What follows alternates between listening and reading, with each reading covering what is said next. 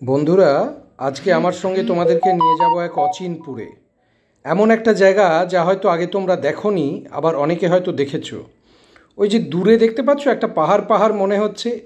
আমি শুনলাম বর্ধমান শহরে নাকি একটা নতুন পাহাড় হয়েছে, হঠাৎ করে পাহাড় গজিয়ে উঠেছে। সেই পাহাড়ে তোমাদেরকে বেড়াতে নিয়ে যাচ্ছি। তো হঠাৎ কেন এই পাহাড়ে এলাম, কী বা উদ্দেশ্য, এবং এখানে এসে কী বা হবে, সেই সমস্ত বিষয়গুলোই আজকে থাকছে চরম সারপ্রাইজ। তোমরা দেখতে পাচ্ছ আস্তে আস্তে পাহাড় আমাদের সামনে চলে আসছে, দূরে চলে যাচ্ছে নদী। এমন এক মনোরম প্রাকৃতিক পরিবেশের মধ্যে লুকিয়ে আছে গভীর দুঃখ, হাহাকার, বেদনাবোধ। দেখতে পাচ্ছ একটা ভেড়া কেমন একা একা চড়ে বেড়াচ্ছে, আবার এখানে দেখতে পাবে যে একটা ছাগল একা শুয়ে আছে। আমি যেখানেই যাই ভেড়া, ছাগল, গরু এগুলো আমার সামনে দেখা দেয়। আমি জানি এইগুলো তিনটে ধর্মের প্রতীক। ভেড়া ভেড়া তোমরা জানো তো কার সঙ্গে ছিল? স্বয়ং যীশু খ্রিস্টের সঙ্গে ছিল ভেড়া। আমাদের পরম প্রিয় নবীজির সঙ্গে ছিল ছাগল, আর স্বয়ং ভগবান শ্রীকৃষ্ণের সঙ্গে ছিল গরু। দেখো এত সুন্দর প্রাকৃতিক পরিবেশের পেরিয়ে এসেই আমরা যেখানে এসে পৌঁছে গেছি, নিতান্ত দারিদ্র্য সেখানে আনাচে কানাচে উঁকি মারছে। আমরা এতদিন দেখিয়েছি আমাদের বিভিন্ন প্রোগ্রাম, মানুষদেরকে নিয়ে কীরকম অনুষ্ঠান হচ্ছে, হাসি খুশি মানুষ কীরকমভাবে ঘুরে বেড়াচ্ছে, আমাদের সঙ্গে সময় কাটিয়ে আনন্দ পাচ্ছে। কিন্তু তারা কোথায় থাকে, কীভাবে থাকে, সেই দিকগুলো বোধহয় কখনো তুলে ধরা হয়নি। আমরা পেয়ারা নিউট্রিশন, টিম পেয়ারা নিউট্রিশন নিয়মিত ভিত্তিতে তাদের কাছে আসি, তাদের খবরাখবর নিই, তাদের ভালো মন্দ কেমন আছে। তৈরি হয়েছে এক অসম্ভব আত্মীয়তার পরিবেশ।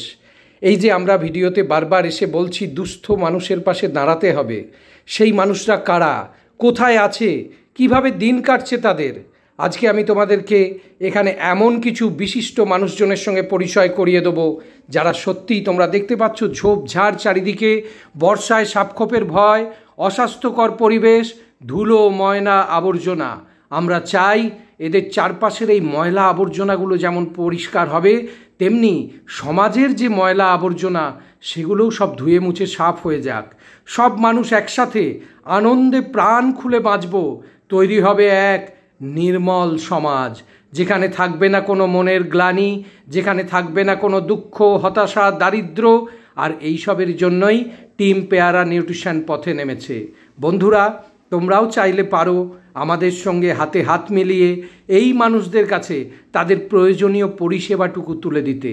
আমরা নিয়মিত আসি এখানে, আমরা শেখাই কিভাবে খাবারের মাধ্যমে সুস্থ থাকা যায়, আমরা শেখাই কেন নেশা এতটা বিপজ্জনক, আমরা শেখাই কিভাবে নিজের চারপাশের পরিবেশকে পরিষ্কার রাখতে হয়, কারণ ময়লা আবর্জনাপূর্ণ পরিবেশ থেকেই রোগদেরই ছড়ায়। তাই বন্ধুরা, তোমরা দেখতে পাবে বিভিন্ন জায়গায় মানুষ আমাদের কথা শুনে পরিবেশকে পরিষ্কার করেছে। তো তেমনই এক মানুষের কাছে আমরা আজকে পৌঁছে যাচ্ছি, যার কাছে নিয়মিত আসি। কখন ফিরেছো কাছ থেকে? আজকে আজ মোটামুটি যাই না।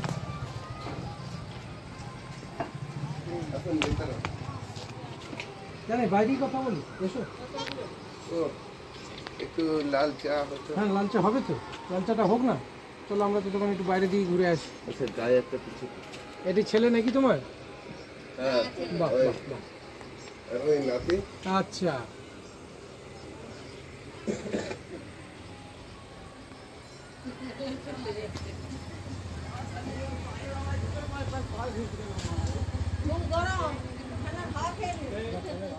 বন্ধুরা, দারিদ্রতা এখানে সর্বত্র, কিন্তু সেই দারিদ্রতাকে ছাপিয়ে বড় হয়ে ওঠে আতিথেয়তা। মানুষের এই যে প্রাণ ভরা ভালোবাসা, এই ভালোবাসা কিন্তু বহু টাকা দিয়েও পাওয়া যায় না। তাই আমি সকলকে অনুরোধ করব, আসুন আমাদের সাথে, দেখুন প্রাণের খুশি কাকে বলে, মানুষের সাথে মানুষের সম্পর্ক কেমন হওয়া উচিত। মেকি আধুনিকতায় যা আজ সত্যিই চাপা পড়ে গেছে, চলে গেছে অন্তরালে। আসুন একসাথে প্রাণ খুলে আনন্দের সাথে বাঁচি সকলে মিলে। আমরা টিম পেয়ারা নিউট্রিশন দিতে চাই আপনাদের সেই অনাবিল আনন্দের স্বাদ। এটি নাতি না? ওইটা নাতি। হ্যাঁ, এটা নাতি না? এইটা তাহলে নতুন এসেছে। আচ্ছা, মালক কি পরে এসেছে? আচ্ছা, বেশ বেশ বেশ।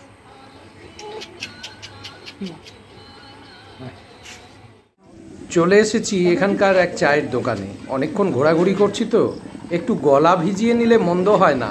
অনেকেরই মনে পড়বে হয়তো এমন চায়ের দোকানের কথা, যারা এমন দোকানে চা পান করেছেন। সত্যি মনোরম স্বাদ এবং এই পরিবেশে খুবই ভালো লাগে।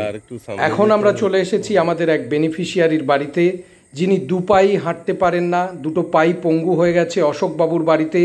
উনি বাড়িতে নেই, কিন্তু এই সময়ে আপনাদেরকে একটু দেখিয়ে নিই উনি ঠিক কেমন জায়গায় বাস করেন। ভাবুন, গাছপালা ঘেরা একেবারে জঙ্গলে পরিবেশ, এর মধ্যেই মানুষ থাকেন এই বাড়ির মধ্যে।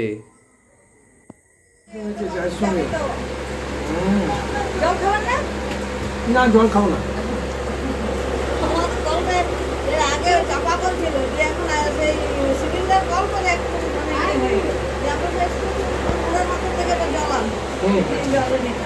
আচ্ছা আচ্ছা আচ্ছা আচ্ছা, না গরম জল খাচ্ছি, এখন ঠান্ডা জল খাবো না।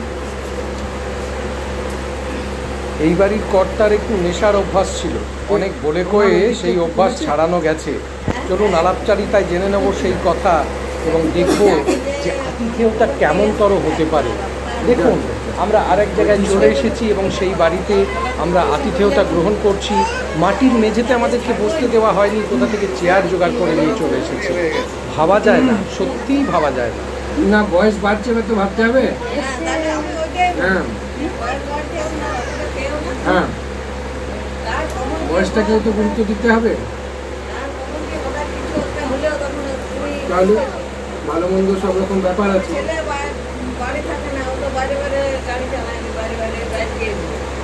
স্যার আগে যেমন ছিল তেমন নেই। কে আগে যেমন ছিল? আমি। কেন, কি হয়েছে? কি হয়েছে? মানে আগে অনেক সারাদিনে খাওয়া দাওয়া বেশি হতো, কারণ খাওয়া দাওয়ার সাথে কম করে দিয়েছি। ভালো হয়েছে, ভাত খাওয়াটাও কম করে দিয়েছি। বয়সের সাথে সাথে সবই একটু কম হওয়া ভালো।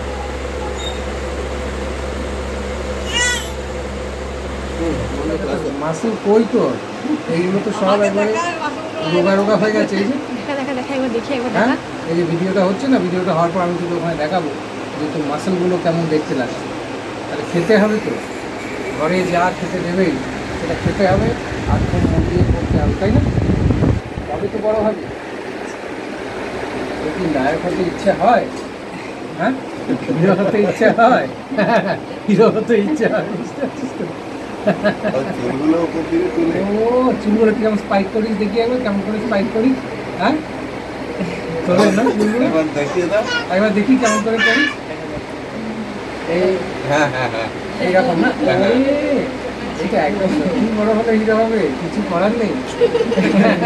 হিরোই তো আমাদের। ঠিক ঠিক ঠিক ঠিক, বেশ বন্ধ কর, দেখি ওকে। ছোট ছেলের ঘরে খাওয়া দাওয়া করছে।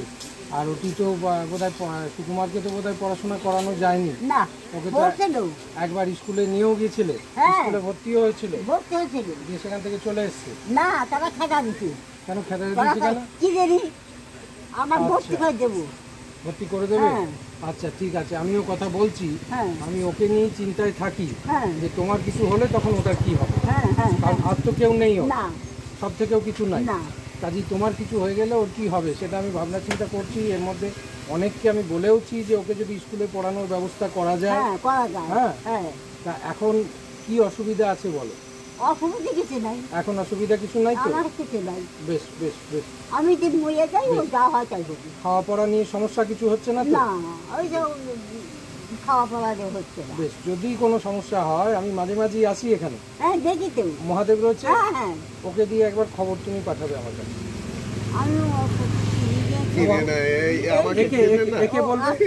একে বলবে এ আমার কাছে খবর পৌঁছে দেবে। যেখানে তোমার অসুবিধা হবে যে বাবা সেই ছেলেটি এসেছিল, একে একবার বলে দিও, আমি ঠিক চলে আসবো। হ্যাঁ, ঠিক আছে ঠিক আছে। তোমার নাম করছি। আর এই যে মাকে আপনারা দেখলেন, এনার ছেলে এবং ছেলের বউ দুজনেই অ্যাক্সিডেন্টে মারা গেছে।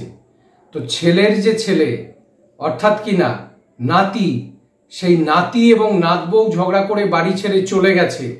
সেই নাতির ছেলেকে আঁকড়ে নিয়ে বেঁচে আছেন এবং সেই নাতির ছেলেকে মানুষ করার একটা অদম্য প্রয়াস তার মধ্যে দেখা যাচ্ছে। ভাবুন কত কষ্টে লোকের বাড়িতে কাজ করে ইনি নিজের সংসার চালান, নিজের এবং নাতির ছেলের পেট চালান। ভাবতে হবে, এই মানুষগুলোর কথা সত্যিই ভাবতে হবে। তো বন্ধুরা, আজকের ভিডিও কেমন লাগলো সেটা আমি আর জিজ্ঞেস করব না।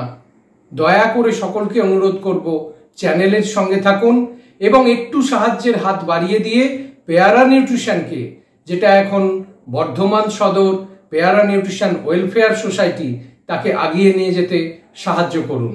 ধন্যবাদ সকলকে।